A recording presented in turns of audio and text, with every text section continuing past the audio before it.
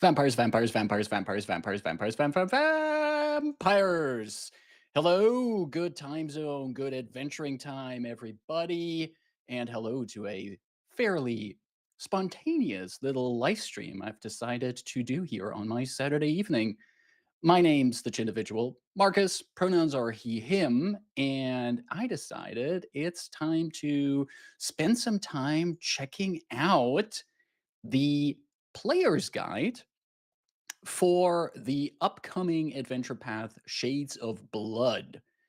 This is a new adventure path. This is coming to Pathfinder 2nd edition.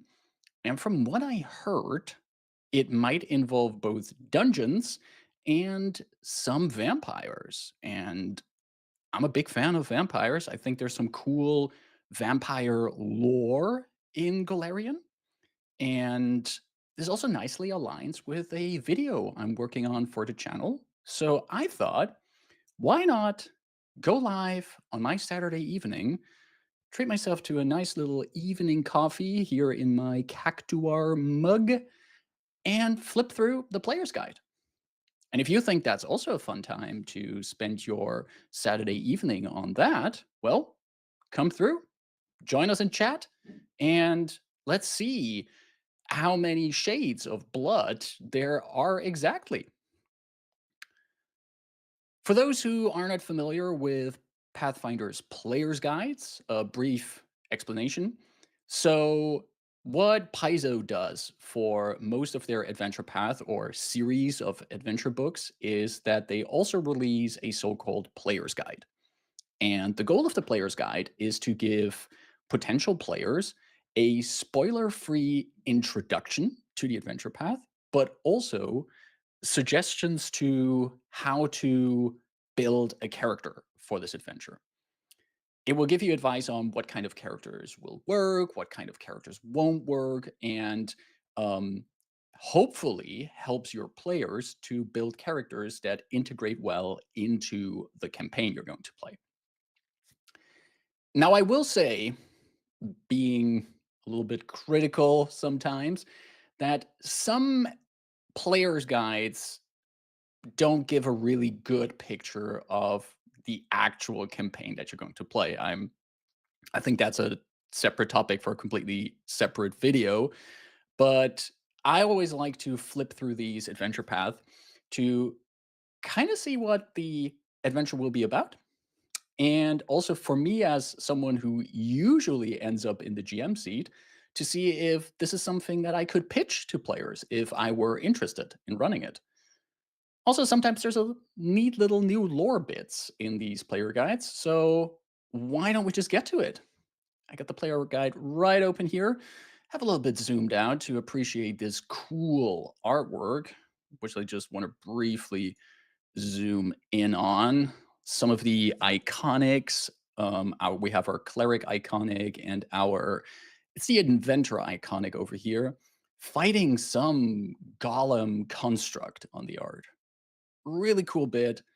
Um, no vampires yet, but who knows? So let's scroll through this. This is a player's guide made by Adam Daigle. Get some more credits, people who are involved in this product, also the art get mentioned. And we go into our overview on how to use this guide, character suggestions, and Telmendor's bounty. Ooh, that sounds interesting. Let's see what that is about. All right, we're scrolling through, and we get some more art. I'm going to zoom out again. We have our cleric iconic and our bard iconic here, just arriving by boat, and just this super happy. Let me zoom in on this fellow. This super happy fish dude in the background. This guy's so excited to be here. I already like him. I want stories about this guy. Pathfinder allows different ways of playing fish dudes. If you're interested in playing a fish dude, you can. Maybe even fish dudes fits well in these adventures. Also, I should mention there is also a cute dog here. Great artwork all around. Love it. Good vibes. Shades of Blood Player's Guide how to use this guide. Welcome to the Shades of Blood Adventure Path. The player's guide will help you prepare for a delve into the forgotten dungeon and see glimpses of times long past. I'm gonna zoom in a little so you can read along. The Shades of Blood Adventure Path is a three-part campaign that will bring your first level character up to 10th level by its conclusion.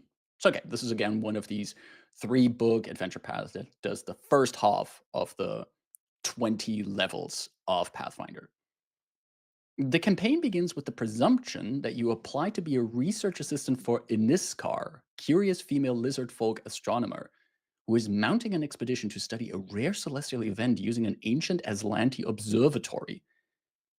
The position was advertised throughout Onderon and attracted dozens of applicants.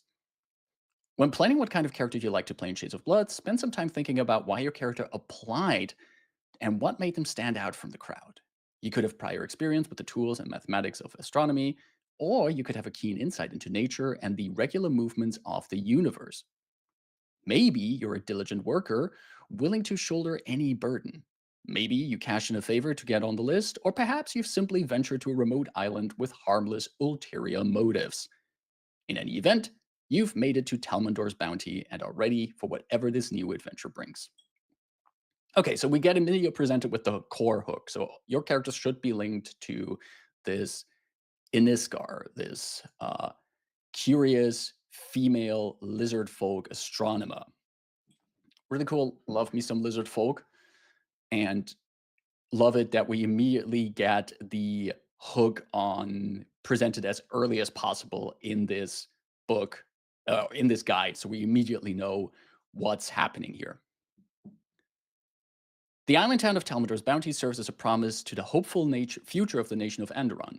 First founded by a group of colonists in 4778 AR, the colony initially had a number of setbacks and problems, including an attempted takeover by Algolthu agent. Oh, someone mentioned Algolthu. You have triggered my Algolthu card.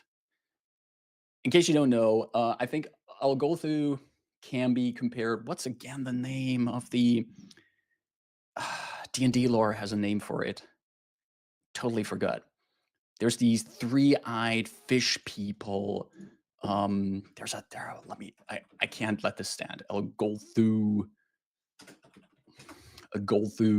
Aboleth. So Algolthu are Pathfinder's version of Aboleth. And basically they're mastermind, behind the scenes,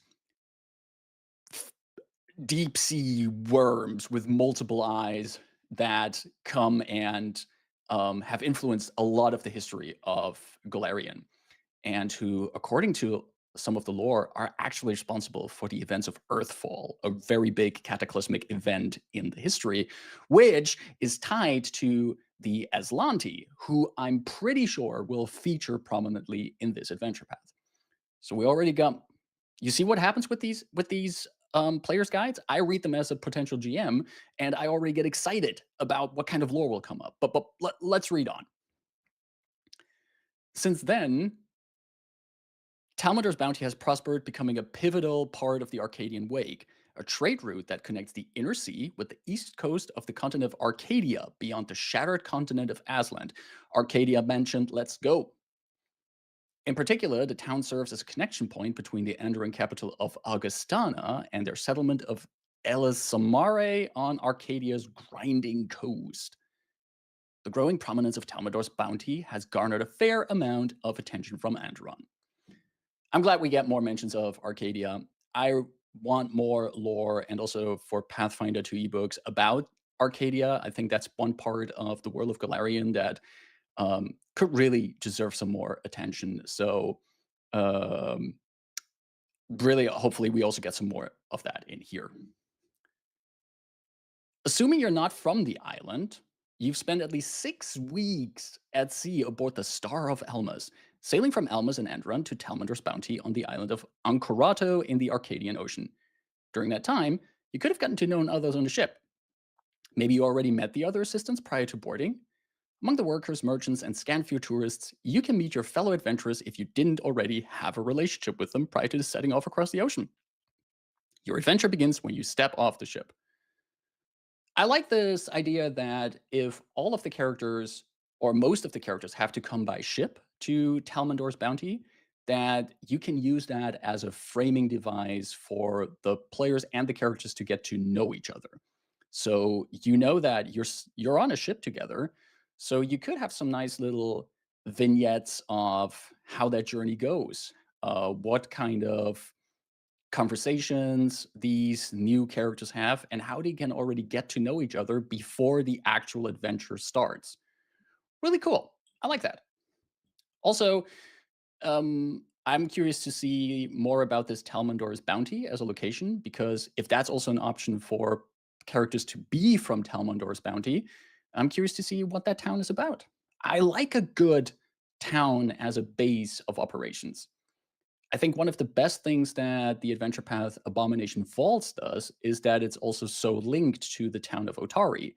And player characters go into the dungeon in Abomination Vaults, but keep on coming back to Otari and they start building up relationships with the NPCs there. They start to grow roots in this town. And I like it when adventurers are also grounded in a community.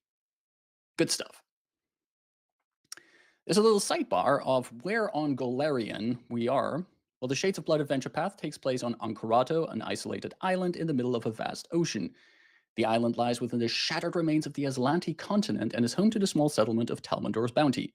Ankurato is situated along the Arcadian Wake, a trade route from Avestan to Arcadia. The route doesn't get significant traffic due to trade restrictions between the two continents, but does bring visitors who regularly stop and resupply at the settlement. More information on Talmudor's bounty appears on page 11 of this player's guide.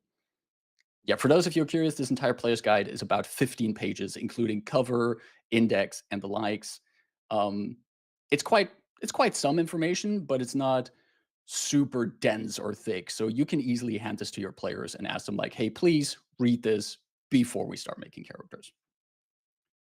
Character suggestions. Yes, I like it. Let me know what does this player's guide suggest me to play in here because I know a lot of people who have a lot of ideas for characters, and that's great. But I also like me a character who's really well integrated into the story you're going to play. So, what kind of suggestions does this document have? A quintessential adventurer, someone who can exist outside the comforts of society with resourcefulness and curiosity, will do well in this adventure path. Applications for the expedition were pulled from a wide array of candidates, and as such, most common character concepts will work in this campaign. The following advice should prove particularly helpful as your character comes together. Mhm, mhm, mhm, mhm. Ancestries. Shades of Blood takes place on a series of islands in the middle of the Arcadian Ocean, along a trade route between Avestan and Arcadia. Anyone capable of travel to an island settlement could find their way to Talmandor's bounty. And we also just established there's a ship going there. The settlement has a human majority, but the people of the town are varied and show no animosity toward other ancestries. When surviving in an isolated, sometimes hostile region, one's ancestry is of little consequence. As long as you can get along well with others and do your part to help the community, you will be welcome. Cool. I'm a little bit bummed it's another human majority settlement. I'm a big fan of settlements where the vanilla human is not the majority, but I can I can deal with this. Common ancestries. Yeah, this might be interesting to know for people who are not really familiar with Pathfinder. So, Pathfinder uses a rarity system for basically everything ancestries, classes, items, and the likes. And the idea is that everything that's labeled common is free to use by everyone. Everyone can just pick these options. But everything that's labeled uncommon, rare, or even unique um, might need some. Um, might need some okaying by your GM to use, or might not really fit in all of the stories. I think that's also really good to always pay attention to when something in Pathfinder has like the label of uncommon or rare. There's often a good reason for that. And there are some really cool options there. But I also think that some of the uncommon and rare options come with a bit of setting elements that don't always fit in every campaign. So be aware of that. But we're looking at the common ancestries options for this one. All core common ancestries are appropriate for the Shades of Blood adventure path. Yay! Anderon, where the pool of candidates was organized, has citizens of dozens of ancestries. There's no particular ancestry that's ideal for this campaign. Furthermore, your character doesn't have to come from Anderon and could have traveled to Ankarato Island at another time for other reasons. While Talmador's Bounty is hardly a cosmopolitan city, a wide range of people will fit right in. Wait, I need to skip ahead a little because is this art for this is Iniskar. Okay, so we mentioned Iniskar. She's the researcher, she's the astronomer that the player characters will be working for. I love lizard folk. I love it when we also have lizard folk presented in these cool academic roles. I want to run Iniskar as an NPC. I also like I can already imagine of like asking players about what their ties are to Iniskar. Like, how do they know her? Are they like maybe colleagues? Did they meet her somewhere? Is there maybe a kind of rivalry? Maybe one of the characters could be another astronomer who's in a bit of an academic competition with Iniskar, or on the other hand, working together with her to study whatever she is currently studying. Digging the art, really cool. Uncommon ancestries. As with common ancestries, any number of uncommon ancestries could find their way to the Shades of Blood adventure path. As long as an ancestry has a desire and ability to travel long distances, they could find themselves in Talmador's Bounty for this campaign. Speak with your GM before selecting an uncommon ancestry. They can work with you to explore reasons why your character might be in the Shades of Blood adventure path. Yeah, well, so this is just the easiest way out. Paizo basically says, like, yeah, we don't see a reason for any uncommon ancestry to not work here. Just make sure you ask your GM for permission. Perfect.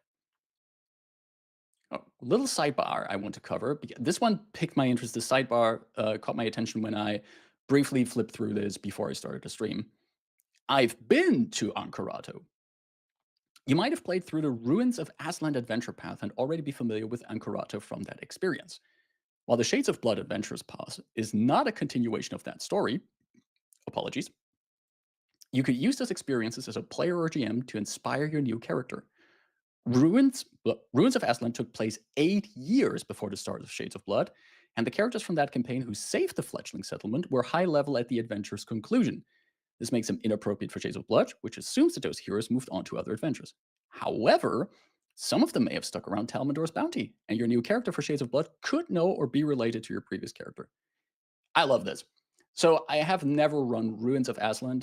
To be fair, I haven't even read Ruins of Aslan. I think it is still one of the first edition adventure path, but I like the idea of a group that many years ago ran Ruins of Aslan, and now they pick up Shades of Blood, and maybe some of their former player characters come back as NPCs. Well, high level NPCs who might be dealing with way more important stuff at this point. But I think it would be really cool to have old PCs make cameos in these in this campaign then, if you ran Ruins of Aslan. Maybe there might be even some cool information to be found in Ruins of Aslan if you prepare as a GM for this adventure path. If there's any, by any chance, people in chat who've played Ruins of Aslan and who remember what kind of role Ankarato played, I'm curious to hear. Try to keep it as spoiler free as possible in chat, please, because maybe someone still wants to be a player in Ruins of Aslan. Less recommended ancestries. Upon learning that the Shades of Blood adventure path is set along the island remains of Aslan, you might be tempted to play an aquatic ancestry, especially if you played through the Ruins of Aslan adventure path. Yeah, I would be really interested. This felt like a, for lack of better words, very moist and wet adventure. But that may not be the best choice. There isn't much swimming in this campaign, and water breathing isn't going to provide a strong benefit. That said, as long as delving into the buried ruins of a long lost civilization is within an ancestry's capabilities, they're not a bad choice. In fact, a large group of Athamarus live in and around Talmandor's Bounty and could easily take part in a Shades of Blood campaign. Oh, Athamarus are cool. They're fish people. And when I heard that Shades of Blood would also be playing on an island, potentially in underwater ruins, I was thinking of like, how can I make the wettest character I could make for this game. The character who is so at home in water that it's not even funny anymore. But this player guide tells me that wouldn't give me any big benefits and would not be super important in this campaign. You can still make a wet character. I think you should. If you like playing moist characters, you should. There are options. Pathfinder has options for those. So keep it as moist as you want. Classes. Well, while your PCs will be brought to Ancorato Island to help with research, Shades of Blood will have a combat heavy focus right off the bat. I think if you play Pathfinder, you should basically always assume that combat plays a major role. There will be the occasional opportunities for characters with a heavy social focus, but PCs with classes that have social option might feel those abilities aren't getting used often. Every class, though, can find a role in this adventure path. Though there are a variety of enemies that oppose the PCs, undead will feature heavily among them. PCs who specialize in fighting undead will find consistent use for their abilities. All right, so anyone who wants to play like a sanctified cleric or something, this might be your adventure.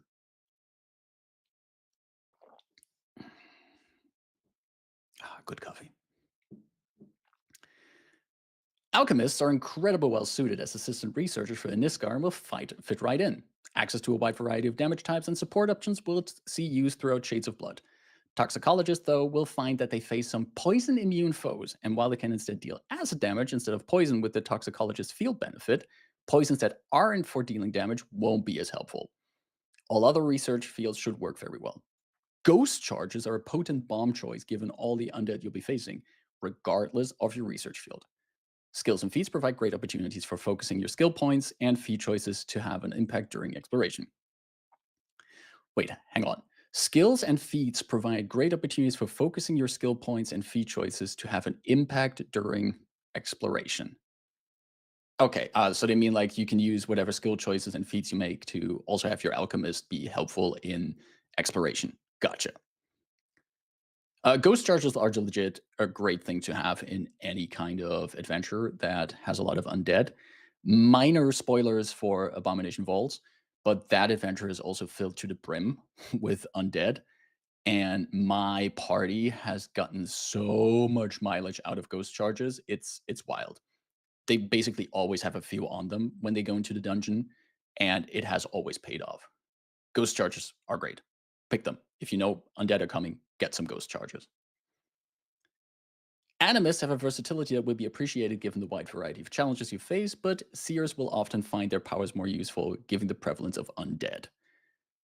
Barbarians aren't a likely choice for research assistant, but given the dangers of the island, a strong defender would be welcome. While no instinct shines above others mechanically, a spirit instinct barbarian is well suited to the story of the campaign.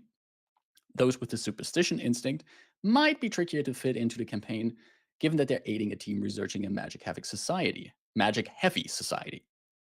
But if you work with your GM, it certainly isn't insurmountable. Look to skills and feats for options that will help your party when not in a fight.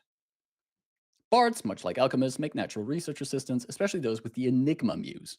While all bards can find success in Shades of Blood, polymath versatile performance might not see as much use given the relative lack of social challenges. I will say I had never considered bards specifically as like research assistants, but I can understand also since bardic lore is one of their features, you could totally play a more research academic focused bard, a bard who's really more like I want to learn about these cultures and societies and I want to tell their stories, like a bit of like an anthropologist bard.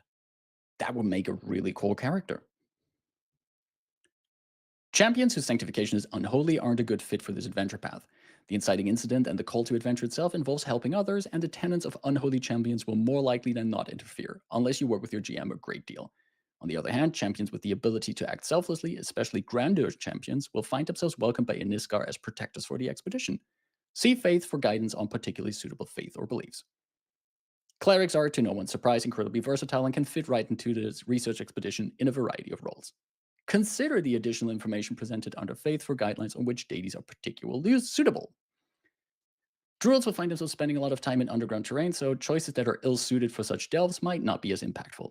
Many of the foes in Shades of Blood will be unnatural entities like undead, but druids have a variety of ways to deal with such foes.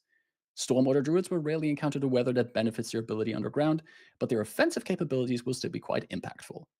Animal order druids should choose companions well suited for underground and dungeon exploration. Exemplars can easily fit into the campaign, often as higher muscle for protection, like barbarians, but those whose implements tend to empower scouting or investigation will also find their abilities seeing great use. Any epithet can find use in Shades of Blood, but consider tying your story to the Aslanti ruins you'll be exploring. I think generally speaking, tying your character to potential Aslanti lore is pretty interesting. So, um, Aslant is an entire sunken continent. To explain it very briefly, it's basically Atlantis. And there's a lot of old and cool lore about the Aslanti. So, generally speaking, I think this sounds like the adventure path where you could make a character that's a little bit focused on that. Perhaps the research angle is one thing, maybe a character who believes that they are some distant descendant of an old Aslanti line. Who knows? Fighters of all stripes will find themselves with plenty to do during Shades of Blood. No one weapon group shines above another, especially since they can be joining Iniska from almost anywhere. Given how often you might find yourself away from civilization as you explore the depth, having a way to repair your own shield is a good idea if you choose to use one. Look to skills and feats to help choose options that will work well. Okay, generally speaking, here's a little bit of advice if you play Pathfinder. If you're a character and you use a shield a lot, it's totally worth it to just always have a repair kit with you and at least have some training and crafting just to fix up that shield and not come into a situation where your shield is completely broken, you're out in the middle of nowhere, and you know you're not going to use it for the upcoming encounters because you need to travel all the way back to town to have someone repair it. Get your own repair kit and maybe invest some of those skill upgrades into crafting. And who knows, you can also help it with other things when you're good at crafting. Just saying. Gunslingers are a bit more common here than other adventure paths outside of Alkenstar due to the adventure's proximity to the Shackles, where firearms have seen a growth in popularity since their debut into the wider Golarion.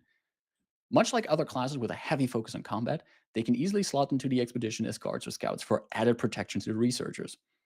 Ammunition is likely to be scarce in the depth of the ruins, though, so you should either have a means to craft your own or work with your GM to make sure this doesn't become a problem. This is a really good thing to really discuss, and I'm glad the adventure path mentions it.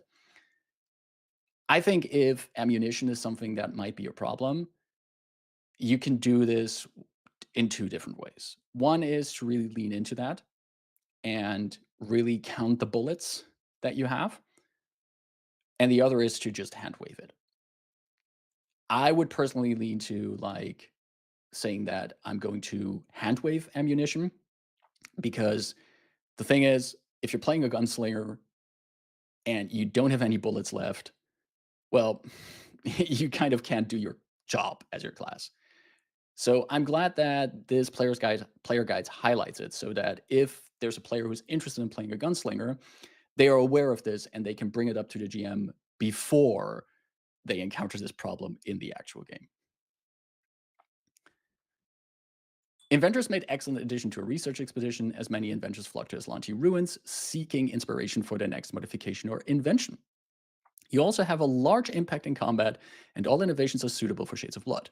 Check skills and feats for additional advice on where to focus your skill points. Investigators will find they fit right into this venture path. That's good to hear, thank you. They can have a strong impact on combat, much like inventors and alchemists, but those investigators who take Trap Finder will find their choice rewarded, given the state of the ruins and the plans of your foes. While all methodologies will find use, those who choose interrogation might find themselves having less of an impact than they'd prefer. Empiricism, on the other hand, should prove very useful, given how often finding key details in the ruins will aid in exploration. Check skills and feats for particularly impactful choices for those. Kineticists, with their incredible versatility, can be welcome additions to the expedition. Every element can find use, but given how often you find yourself underground, having earth powers can guarantee impact during exploration. All elements, though, will be able to contribute. Wood's ability to do vitality damage will be especially welcome against undead foes. You can join a Niskar's expedition as added protection or as a researcher with knowledge of nature and primal forces quite easily. Check out skills and feats for suggestions that will be useful outside of combat. A wood kineticist who is actually experienced with vampires and has decided to focus on the wood element because it allows them to make improvised stakes for vampire hunting. I think that's a pretty cool image. If anyone hears this and they want to use that character, feel free to use it. That's yours. Make your magical stake crafting wood elementalist kineticist. Live your best life. Magi, the correct plural of magus, I pronounce it magus. And if anyone wants to challenge me on that, you can, but I don't care. Magi, like inventors and alchemists, are incredibly well suited at both protectors and research assistants in their own right. No hybrid study stands out above any other, and all will have the ability to impact combat. Look to skills and feeds for blah blah blah blah blah blah blah. I like every class repeats this bit here. Don't forget to check out skills and feeds. Check out skills and feeds. We get it. Monks, like other combat-focused classes, easily fit into the shades of blood as guards or high at muscle. All stances are useful, and much like fighters, the prevalence. Start of the evening, I cannot talk anymore. The prevalence of combat will basically guarantee that you have an impact in most encounters. Look to skills and feats to blah blah blah blah blah. I love monks in Pathfinder. Just like fighters, you can build them in so many different ways, and there are so many different flavors that you can encapsulate within that single class in the game. I also think that they're mechanically interesting. Stances are cool. A flurry of blows is a cool core mechanic for the class. And they're just really cool. I think if I ever get to be a player in another game, I am currently playing in the Twilight's Edge story of Tumble Through. If you haven't checked it out, check out Tumble Through podcast, Twilight's Edge. We're running Council of Thieves, a conversion of the first edition Adventure Path Council of Thieves in Pathfinder Second Edition, and we do have a monk in our group. And I think the monk in our group also shows how cool monks are. So check that out. Talking about cool classes, oracles make excellent additions to Iniskar's expedition, especially given her love of the stars. Most mysteries will find success, but bones might find their additional spells lacking, given how many undead foes you face. This is especially true since the Claim Undead focus spell would be received after the final level PCs can achieve in Shades of Blood. Ancestors is particularly thematic, especially if your PC has Aslanti Ancestry.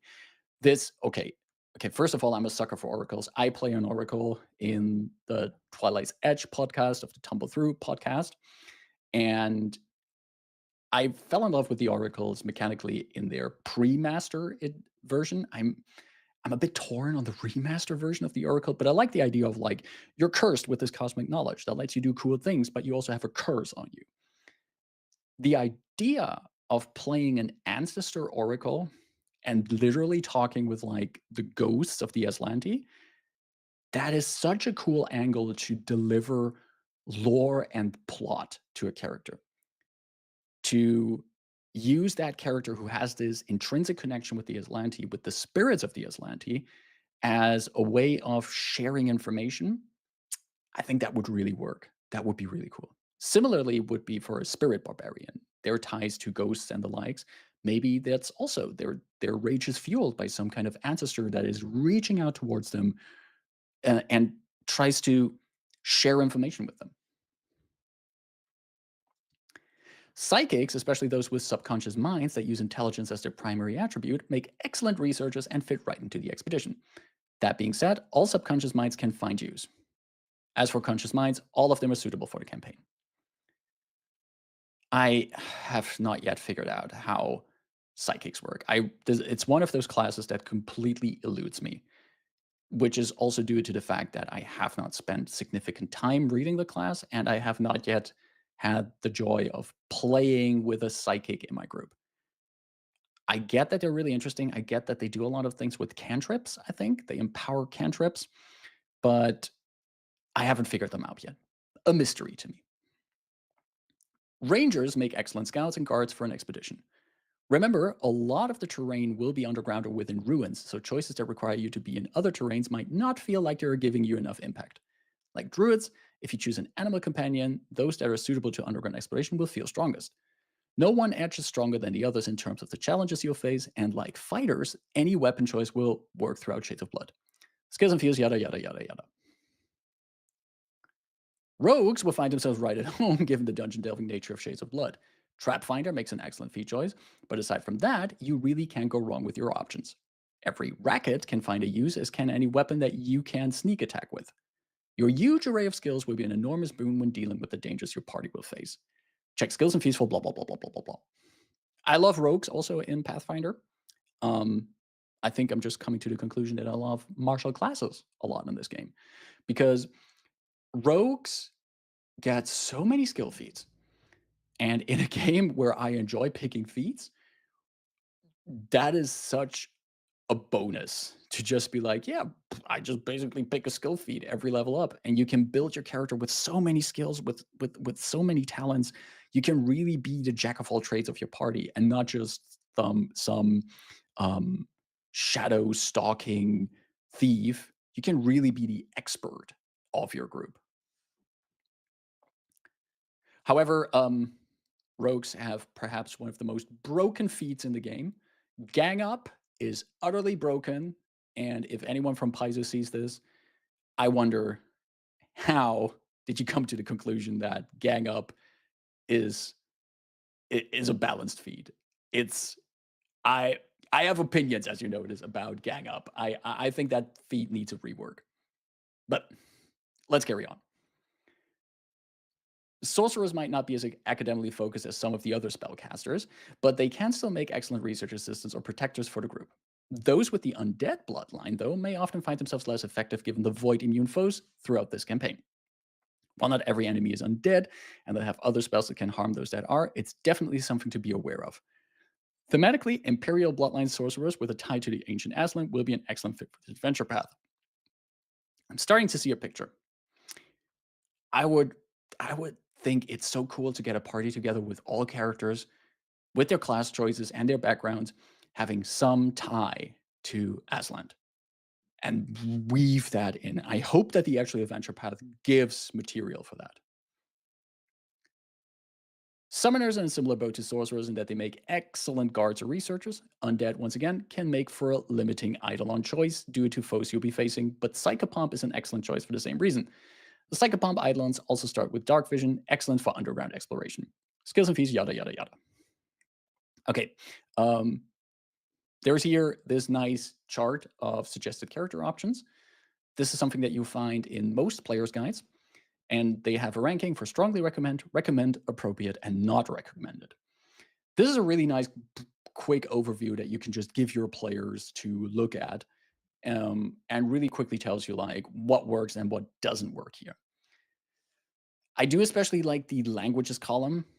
From my experience running Abomination Vaults, languages come up pretty regularly, and I think it really helps to have a good spread of languages in your party, and otherwise, you have to work around that. And it also kind of depends on how important you make languages in your game. So here we see that strongly recommended we get Alchemist, Bard, Cleric, Fighter, blah, blah, blah, all these classes, all for reasons. And the only not recommended option is any Unholy Champion. That makes sense. And we actually have no further not recommended options. Cool. Swashbucklers, much like fighters, fit well as guards for the expedition. Every style is suitable for the campaign, as is any weapon that qualifies for precise strike. With a combat-focused adventure, you're sure to find your abilities useful throughout. Skills and feats, yada, yada, yada.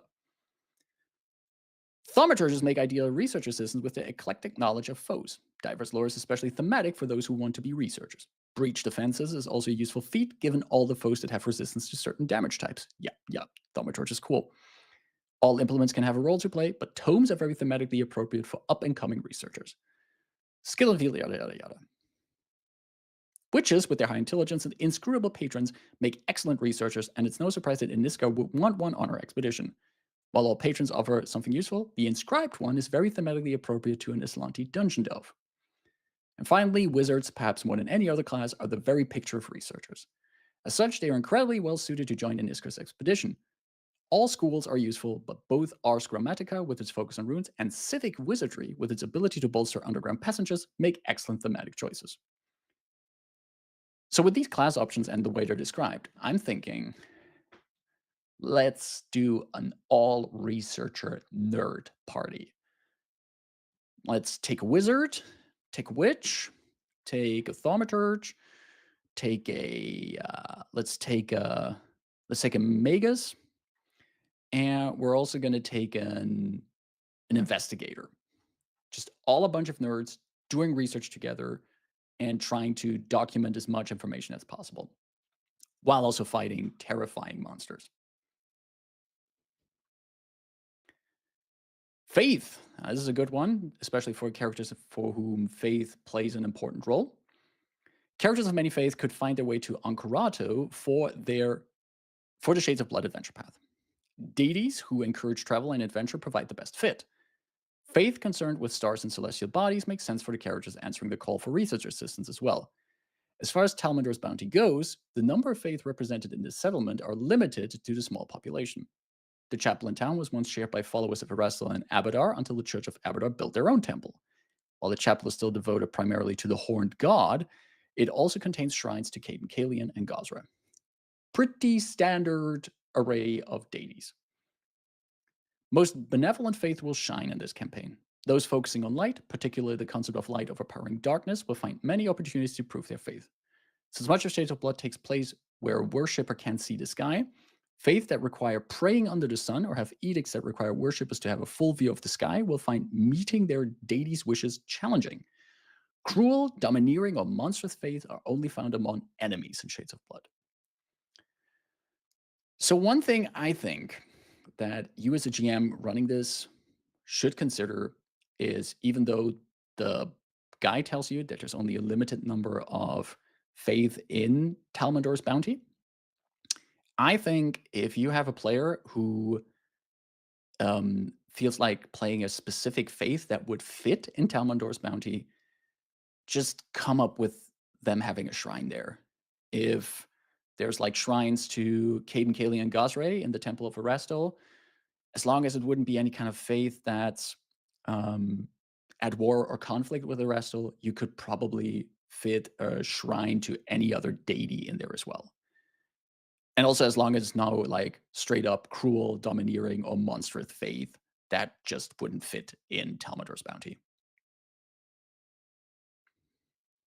Languages. Since the settlement was founded by Avastani, the primary language is Talmudor's bounty is Taldane, referred to as common in this adventure path. Many other common languages are helpful as well. Later in the adventure, it might be useful to know some Aklo and Necrol, and learning Aslanti could help you uncover some of the rune's deeper mysteries. Creatures who speak even rarer languages will appear in this adventure, but they often also speak one or more of the ones listed above, so communication shouldn't be a problem as long as someone in the party has these bases covered. I personally also don't mind the occasional encounter where communication is a bit of a challenge because of no one speaking each other's language. Get some creative problem solving going. Skills and feats. This is the aforementioned skills and feats section that we saw in almost every class description. When selecting feats for your character, remember that you'll be delving into ruins. Many feats improving the skills listed in the table on page 8 should be especially helpful. Feats that aid in combat will continually be useful, and many characters might want to consider Die Hard, Toughness, and Fast Recovery as options. Untrained Improvisation is an excellent choice for those who want to contribute to hazards or other skill-based challenges. Keen Follower is an excellent option for those who lack investment in athletics but need to deal with an obstacle that requires a check to traverse. Both Expeditious Search and Thorough Search make great options for exploring ruins, though if you're going to change the pace of exploration, make sure you coordinate with your party. Additional lore for Aslanti lore will also save skill investments, since it grows on its own. Cool suggestion. Really good pointing out that also additional lore is an option. And I do hope that the adventure path itself would call for a lot of lore checks on Aslanti lore if this is something that that the player's guide suggests you to do. I do think it's always a shame. I like the way lores work in Pathfinder, but often characters end up having lores that are not relevant or too niche. And there are certain lores, I've seen certain lores only be used like twice in an entire campaign, and that's a bit of a shame. I wanna get good use out of that lore. Archetypes. While Shades of Blood begins at first level, so you won't have any archetype initially, those who want to consider the option will find that most archetypes work well in the campaign, especially those tailored to exploring dungeons or fighting undead. The suggestions for classes can help inform which multi-class archetypes are well suited for Shades of Blood. Of the archetypes in Player Core 2, Archaeologist, Medic, Scout, and Talisman Dabbler are very thematically appropriate for Shades of Blood, being choices well suited to exploring or aiding an expedition. On the other hand, Celebrity, Dandy, and Vigilante have many social abilities just won't see as much use in the style of your campaign. Poisoner, like the Toxicologist Alchemist, will face some poison-immune foes and might not feel the choices have the impact they want. Okay, you might say that Dandy or Celebrity is not a good choice thematically or mechanically, but thematically, I think it would be pretty cool to play a character who used to be a celebrity, but just decided to drop all of that and do something completely different, like some kind of minor celebrity from the high society in Absalom. And they just decide that they want to now um, live a completely different life. That would be super cool. I think that would be cool. But maybe that's something that's better handled just in the flavor and the background of the character than actually reflected in archetype feats that won't won't hardly ever get used. Subsystems. Very few subsystems appear in Shades of Blood, but it's always a good idea to be familiar with how victory points work, since these are the underlying rules for most other subsystems. Well, yeah, basically, here's the thing in Pathfinder: 9 out of 10 subsystems, in my experience, are just victory points, electric boogaloo. If you know how victory points work in Pathfinder, you can basically understand every other subsystem that's being used. The research subsystem shows up more than once in Shades of Blood, but since that system uses a wide range of skills to determine success, there's no strong reason to focus on anything too particular for this kind of challenge when it comes to creating your character. Backgrounds. When creating a character for the Shades of Blood adventure path, you can use a background from other Pathfinder books or check out the following backgrounds for this campaign. Oh, we're getting to one of my favorite parts of every player's guide: the new backgrounds they introduce. If done right, a background for a specific adventure path just hooks a character nicely into the entire adventure path. And I'm always excited to see what they come up with because it's also a bit of a sneak preview of what you can expect the adventure to be about. So for the standard backgrounds, if you wish to simply pick a standard background from Player Core, good thematic choices for Shades of Blood include Acolyte, Guard, Laborer, Nomad, Scholar, and Scout. Additional standard backgrounds are available in Player Core 2. Good thematic choices from that book include Astrologer, Pilgrim, and Scavenger. The 6 new backgrounds presented here are available to all characters in the Shades of Blood adventure path. Each of these rare backgrounds are made to match the themes of the campaign. You can use these backgrounds to inspire personality traits for your character and give reason to why your character signed up to venture into Ancorato and work as a research assistant to the local astronomer. Child of the Colony. Talamander's Bounty's first year was fraught with hardship and peril, and many of the original settlers, including your parents, returned to the mainland at the earliest opportunity. However, you have nothing but fond memories of your time in Ancorato. Your carefree days in the colony were spent climbing trees, picking berries, and wandering at the island's natural splendor. You might even fondly remember some of the original settlers from that time who are still in town. Now that you're grown, you've returned to the colony to recapture that childhood magic and hopefully avoid the dangers that forced your family to leave the island in the first place. Choose 2 attribute boosts. One must be strength or wisdom, and one is a free attribute boost. You train the survival skill and the island lore skill. You gain the survey wildlife skill feed. In addition, work with your GM, select one business in town. You have a connection to the owner or someone who works there and get 10% discount on goods and services from the establishment. Good hook. So your character was from Telmander's Bounty, left the island because it was too dangerous, but you had all these fun, nostalgic memories, and now you come back here.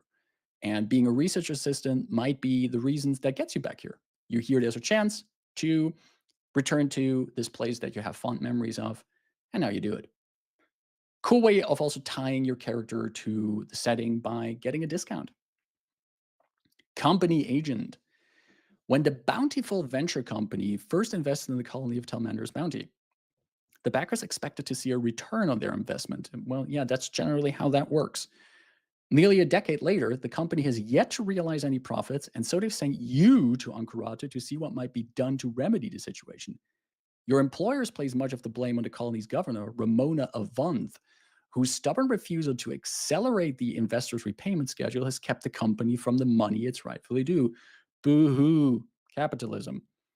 While several of the company's representatives, including your direct superior, Werner Tracewell, have already landed on the island, you're to, you're to serve in a more unofficial capacity, scouring the colony for mismanagement in hopes Ramona will be unseated from a position and replaced by someone more amenable to the company's interest.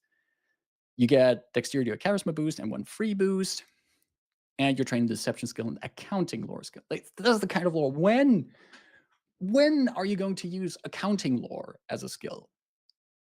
You gain the charming liar skill feat. Okay, that's a fun feat to have.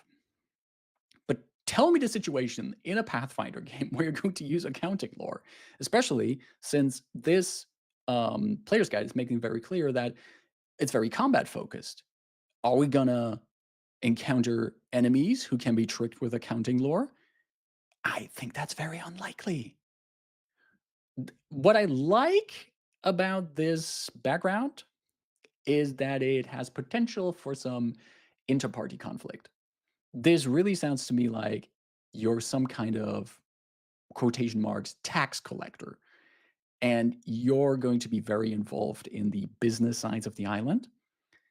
And that might, depending on how the rest of the party sees the governor, this Ramona Avonth, that might bring you into conflict with other party members. So I think it's worth to think about that when you're making a character with this background. Is that an angle I want to do? Am I going to potentially come in conflict with my allies? And if so, are we all on board for that? The kind of stuff you should discuss in a session 0. Hunted by the night. Oh, that sounds promising. Where are my vampires at? You're being hunted by a vampire, no less. There we are. What you did to offend this nocturnal predator hardly matters now. All you know is that when your bandolier of garlic bulbs, holy water, and religious icons failed to deter your pursuer, you had no other choice but to put as much distance between you and them as possible. You set sail for the Andoran colony of Telmander's bounty, where you have a vast ocean and an island known for its sun-filled days will keep you safe. Choose 2 attributes. One must be dexterity or intelligence, and one is a free boost. You're trained the stealth skill and the vampire lore skill. Now, see, vampire lore skill. That is a lore that I think will get a lot of mileage in this adventure. I have a feeling we're going to have a lot of vampires in here, and that's really good. You gain the dubious knowledge skill feat. This is my favorite skill feat, perhaps. Perhaps.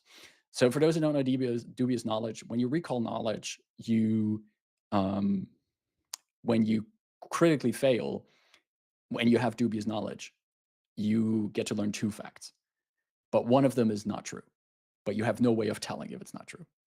And I really enjoy having parties with characters who have the dubious knowledge skill feat. Really fun. In addition, you begin play ready to protect yourself from your supernatural stalker. You have a religious symbol, a wooden stake and mallet, and a vial of holy water.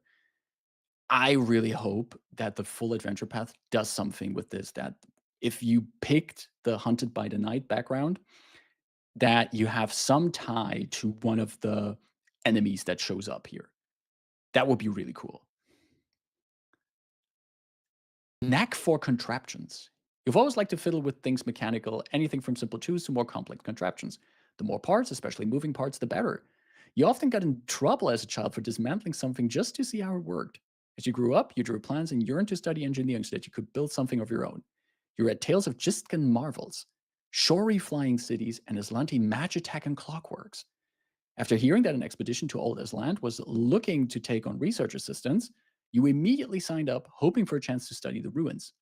You've even heard that the town has a business with a clockwork soldier working as a guard. Well, is that actually a fact? I hope so. You spent the whole ship ride over to Talmander's bounty thinking of the wonders you might find. Choose 2 attribute boosts. One must be intelligence or dexterity, and one is a free attribute boost. You're trained in the crafting skill and the engineering lore skill. You can cast Life Wire as an arcane innate cantrip. As normal, the cantrip heightens to half your level rounded up. Wow. Livewire is a pretty good cantrip to have. And this entire background sounds fun. Playing like some kind of clockwork focused inventor. That's going on my list of characters I would play in this adventure path. Stargazer. Ever since you were a child, you looked up at the night sky and been filled with wonder by the host of celestial bodies that populate the cosmos. Whether you approach your observations from a mystical perspective or through a more scientific lens, when the opportunity to apprentice under the famed astronomer Inisker presented itself, you booked passage on the first boat to Ancorato. Once you arrive in Telmandar's Bounty, you hope to continue your studies and perhaps even view the heavens from an observatory built by the ancient Aslanti themselves. Choose two attributes. One must be intelligence or wisdom. One is a free attribute boost. You're trained in your traits of arcana, nature, or occultism, and gain the assurance skill feat in your chosen skill. You're also trained in the astronomy lore skill. In addition, you have an innate sense of time. You can ascertain the time accurate to within an hour, even without being able to see the sky. Cool. And then there's also students of the ancients. Sure, stargazing is fine and all, but you signed up for the expedition to Ancorato so you could visit the remains of the ancient empires of Aslan. This first line just is super fun to me, that because this background is like right after the Stargazer background, and we start with, sure, stargazing is fine and all, but you signed up for the expedition to Ancorato so you could visit the remains of the ancient empire of Aslan. A curious child, you had access to books that covered some of the ancient civilizations that thrived before Earthfall and would often get lost in your own imagination of what life was like way back then. You even managed to learn some ancient languages to further your studies by reading the actual words rather than someone else's translations. You hope that when your contract for Iniskar's expedition finishes, you can start your own expedition into the Aslanti ruins. Choose two attributes. One must be intelligence or charisma, and one is a free boost. You're trained the society skill and the Aslanti lore skill. Also, sounds very useful. You gain the multilingual skill feat. One language game must be Aslanti, and the other can be any common or uncommon language. Okay, that is a lot of stuff so far. And the final part of this, checking the pages on here, the final part is all about Talmander's Bounty. There's a lot of little tidbits in here, a lot of things. I don't think I'm going to go through all of this, but what I want to briefly go through at least is the first sections on a bit of history of Bounty and Talmander's Bounty at a glance. So let's see if we can finish that up. You can get this guide, this player's guide for free on the Paizo website anyway. So if you're interested in reading this yourself, definitely go check it out. I think so far I'm really hyped about it. And now I'm really curious also about Talmandar's Bounty, of which we get a little map here. Every time I see a map like this, I will have to double check, is it actually oriented northwards? Because there's this one thing in the D&D 5th edition adventure compilation Ghosts of Saltmarsh, where for some reason the map of Saltmarsh that you get in it is not oriented towards the north. I think it's oriented towards the south. And it's really messy when trying to describe things because you're always expecting this map is oriented north, but it's not.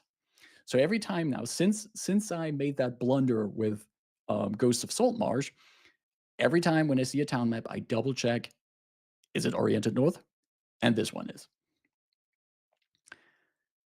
Talmandar's Bounty is an Andorran colony on the island of Ancorato. A decade ago, Andorran entered into a business relationship with two powerful merchant houses, House Naran and House Valen, who formed the Bountiful Venture Company. Capitalism Ho! This company's purpose was to manage to trust funding the Ancorato expedition, insulate all partners from financial loss, and provide the two merchant houses with a measure of anonymity. After 8 years of hard work, the company's gamble has paid off. Despite a fraught first year of paranormal perils brought on by a rogue Algolthu and its shape-shifting minions, Talmandar's Bounty has become self-sufficient and profitable, and now facilitates trade between continents of Avestan and Arcadia. The colony remains a financial risk in the minds of its investors, however. Unknown to many, one of its founding houses now threatens the community's current stability. House Naran operates the oldest and most successful bank in Andorran, where it manages a large number of accounts for the Lumber Consortium, a powerful criminal cartel that operates under the guise of a legitimate lumber supply organization. Recently, The consortium learned the identity of the backers of Talmudor's bounty, and their unhappy House Naran invested in a potential, albeit distant, competitor. The Lumber Consortium is pressuring House Naran to sell them their interests at a loss if necessary. In response, House Naran seeks to squeeze as much profit from the colony as possible, well ahead of the scheduled payout to its partners, all while keeping the Andorran government and House Valen in the dark. For her part, the colony's governor, Ramona Avanth, wants to adhere to the existing payment schedule and reserve profits for potential future crises. As a result, House Naran is seeking to unseat the settlement's respected leaders by any means necessary. Well, that's a lot of intrigue happening there and a lot of financial talk as well. I'm curious how much of this will actually be shown in the adventure path itself, because this does sound interesting, but the player's guide is telling me that there's not much focus on like social intrigue or social encounters. So I'm wondering how relevant this will be, or if this is some kind of general information that's going to be the foundation for other problems and challenges in the adventure. I just think that uh, I would be curious to see this in action in the game, and see it in a way that makes it interesting in comparison to what seems to be the main hook of the adventure path. We're going be that being we're exploring Aslanti ruins. Going to have a hard time to compete with that. Talmudor's Bounty at a glance. Your adventure begins when you make port in Talmudor's Bounty, a fairly new settlement in the islands that were once Asland. Talmudor's Bounty is an industrious community where most citizens go about their affairs like clockwork. With no regional or national authority to rescue them in hard times, the colonists must make sure that crops are planted, livestock reared, and repairs complete on a rigorous schedule. No one who wants a job in town lacks one, and idleness is generally frowned upon. While Talmudor's Bounty conducts most of its business with ships from distant lands, seafaring merchants aren't its only trading partners. Athamaris and Strix visit Talmudor's Bounty regularly, and their presence in town is no cause for surprise or concern. Strix are basically like winged humanoids in Pathfinder. Pretty cool. While Strix visitors usually limit their interactions to trade, Athamarus and other ocean dwellers work and socialize in the town's harbor. The submerged ramps of the waterport could even accommodate a wheeled conveyance for merfolk, although this has yet to happen. Not everything is sunny in Talmudor's Bounty, however. During its very first year, the colony was beset by a group of shapeshifters who kidnapped citizens and stole their identities to stage further abductions. Damn. Thanks to the efforts of brave adventurers, the shapeshifters were defeated, but the colony's original settlers remained traumatized by the event. Unexplained absences, seemingly misremembered details, and the arrival of strangers all raised the suspicions of these settlers, who prefer life in town to be routine and predictable. And then we get an overview of like notable locations, all also mapped out on this map up here. And probably also some brief words on some of the key NPCs that you will encounter. I'm not going to go through all of that. I think that's really good useful information to also give to your players if you want to start this. What is always interesting to always check out is the actual settlement stat block. Pathfinder has some pretty okay rules for how to measure settlements, and the settlement level gives you a good indication of what kind of goods they can get there. But this also has the valuable trading port trait. Talmudor's Bounty has a small population, but its settlement level reflects its economy and value to multiple parties. Ships traveling between Arcadia and Avestan regularly visit the port to trade, replenish provisions, and make mid-journey repairs. Raw materials, work goods, and rare antiquities all move through the port. This trade is supplemented by the settlement's robust natural and agricultural resources. Lots of cool, interesting stuff there. But I would also say that you can then make sure that you have players check out this description so they're, as players, already familiar with the general settlement of Talmudor's Bounty, and maybe get some ideas of how they can hook their characters in.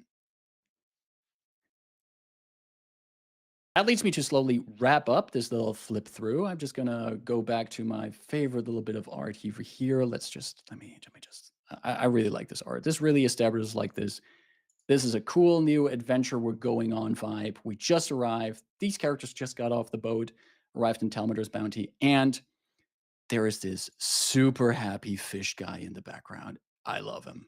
I want to be this fish guy. All in all, I think from what I've seen in the adventure path, this sounds super interesting. I think I would like to run this at some point. Of course, I still have to check out the adventure path itself, which will have its street date soon. Um, I'm not sure it would be like one of the adventure path I would run in the near future, especially if it's so dungeon focused. I'm currently getting closer and closer to the end of running Abomination Vault, and that is a massive mega dungeon. So I think as a next adventure path, I would rather do something that's not so dungeon heavy. But I'm really curious to see the actual adventure path, Shades of Blood. And I hope if you hung around for this little flip through of the player's guide, if you're going to be a player in this campaign, I hope you got some ideas. I hope you got a good feeling about what this adventure will be about. And if you're going to play it, let me know what you think about it. And I wish you all the best in exploring these ruins and fighting off all the undead. We're going to end up wrapping up here for today. Thanks everyone for dropping by for this very last minute spontaneous little live stream. If you enjoyed this and you haven't subscribed yet, please consider subscribing to the channel. It really helps me out a lot. What also helps me out a lot if you check out my other videos on the channel, which are a lot of Pathfinder focused video, but also for other TTRPGs. And you can also follow me on Blue Sky to be always updated on whatever's happening on this channel. You can find me on Blue Sky as the Chindividual. Thanks for checking this one out. I wish all of you a great weekend and see you soon. Stay safe and bye-bye.